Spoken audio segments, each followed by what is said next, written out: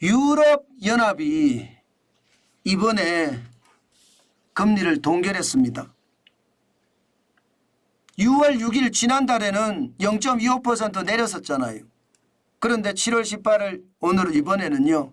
유럽중앙은행 ECB가 금리를 동결했어요. 야, 이 동결한 거 우리가 좀 생각을 해봐야 됩니다. 실제로 말입니다, 여러분. 유럽중앙은행은요. 6월에 금리를 내릴 때 7월에도 금리를 내릴 수 있다. 이런 이야기를 했거든요. 그런데 금리를 동결했다.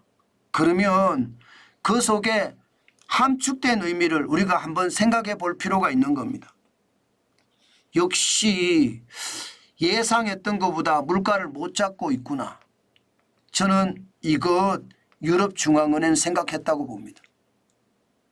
지금 금리가 4.50%에서 4.25%로 내릴 때는 이게 소비를 빨리 진작시키는 게 좋고 미국이 안 내리더라도 우리가 먼저 내려서 소비를 더 많이 해서 경제를 부양시켜야 된다. 이게 핵심이었는데 7월에는요. 솔직히 특별한 설명이 없이 동결을 했어요. 이것을 보면서 시장에서는 야, 저거 뭐야 도대체. 유럽이 지금 생각했던 것보다가 지표가 좋지 않네. 저는 그렇게 봅니다. 실질적으로도 소비자 물가가 심상치 않아요. 지난 5월에 2.6%로 올라갔습니다. 4월에 2.4%였거든요. 그런데 6월에도 소비자 물가가 생각보다 안 떨어졌어요. 2.5%. 그러니까 유로존도 이게 긴장하는 거예요. 금리를 내렸더니 물가가 다시 올라가네. 이러다가 자칫 잘못하다가는 어떤 큰 충격이 다시 올 수도 있겠네. 물가가 더 많이 올라갈 수 있는 그런 상황이 올 수도 있겠네. 그러면 거꾸로 금리를 내렸던 것을 다시 금리를 올려야 되는 그런 상황이 발생할 수도 있습니다. 그러니까 시장에서는요. 이게 바짝 긴장할 수밖에 없습니다. 지금 유럽중앙은행도 예상하고 지금 다릅니다. 분명히 6월에 금리를 내릴 때는 7월에도 금리를 내릴 수 있다. 이런 뉘앙스를 비췄단 말입니다. 그런데 뚜껑을 열어보니까 안 내렸어요. 결국 물가가 부담이라는 뜻입니다. 그랬더니 달러 인덱스가 어떻게 됐습니까? 달러 인덱스가 내려가던 달러 인덱스가 지금 살짝 올라갔습니다. 104.20을 기록했습니다. 달러 인덱스라는 게 6개 통화 대비해서 달러의 가치를 나타내주는 지표잖아요. 6개 통화 중에 유로화가 56% 정도 비중을 가지고 달러의 가치를 좌지우지합니다. 그러면 금리를 동결했으면 이게 내린다고 했던 게 사실은 동결이 됐던 거거든요. 그렇기 때문에 달러의 가치가 많이는 아니지만 살짝 움직이고 있다는 뜻이에요.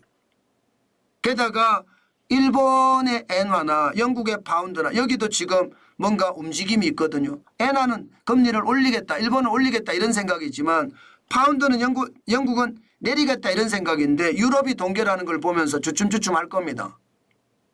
여기에다가 캐나다 달러나 스웨덴의 크로나나 스위스의 프랑 그동안 미국보다 선제적으로 금리를 내렸지만 마찬가지로 주춤주춤할 가능성 큽니다. ECB가 동결을 했기 때문에. 그렇기 때문에 달러의 가치가 지금 다시 속도를 내고 올라가는 느낌 저는 그렇게 봅니다. 그랬더니 말입니다. 결국 원달러 환율은 어떻게 돼요? 원달러 환율은 1385.3원까지 튀어올랐습니다. 급등은 아니지만 폭등은 아니지만 지금 급등한 건 사실이죠. 5원이 올랐으니까. 예상했던 것보다가 많이는 아니지만요. 원달러 환율은 분명히 유럽이 금리를 동결하는 바람에 시장에서는 영향을 받았다 이렇게 봅니다. 자, 이렇게 되면 여러분 제가 계속 여러분에게 말씀드려왔던 고환율이 오래 간다는 이야기 말입니다. 이거는 계속 갈 겁니다. 유럽이 금리를 이번에 만약에 내렸으면 또 다른 상황을 맞이할 수도 있을 거예요. 그런데 동결을 했잖아요.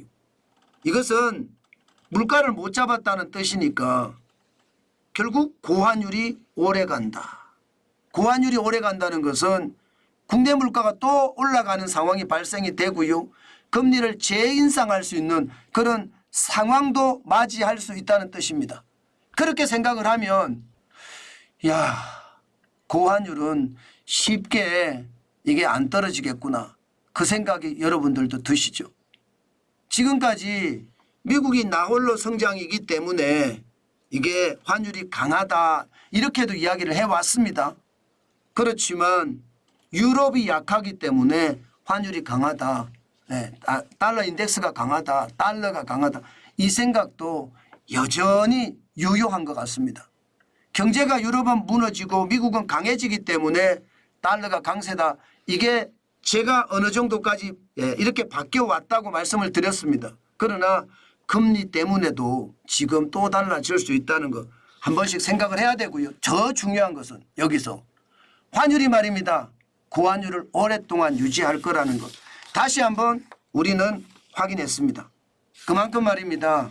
고환율은 쉽게 떨어지지 않을 겁니다. 문제는 환율이 안 떨어지면요. 물가도 잘 안 떨어질 거예요. 우리나라 같은 경우는 수입 물가가 많잖아요. 그죠? 수입 물가도 실질적으로 올라가고 있고요. 그러면 고금리가 쉽게 떨어질까요? 저는 이까지 봐야 된다고 봅니다. 결국은 말입니다. 고물가, 고금리, 고환율. 또 고환율, 고물가, 고금리. 오래 간다. 저는 그래서 시장에 내수가 쉽지 않다는 이야기를 자꾸 하고 있는 겁니다. 늘 여러분 시장은 흘러가거든요. 또 중요하게 움직이거든요. 저는 그 중요하게 움직이는 거 반드시 말입니다. 짚고 넘어가야 된다. 그러면서 우리는 보수적인 생각을 가지고 시장에 접근해야 된다는 말씀. 투자 함부로 하지 말자는 뜻이에요. 보수적인 생각이란 뜻은 투자 함부로 하지 말고 현금을 쌓자는 뜻입니다.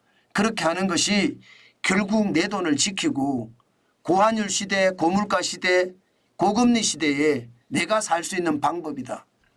그 말을 제가 드리고 싶은 겁니다.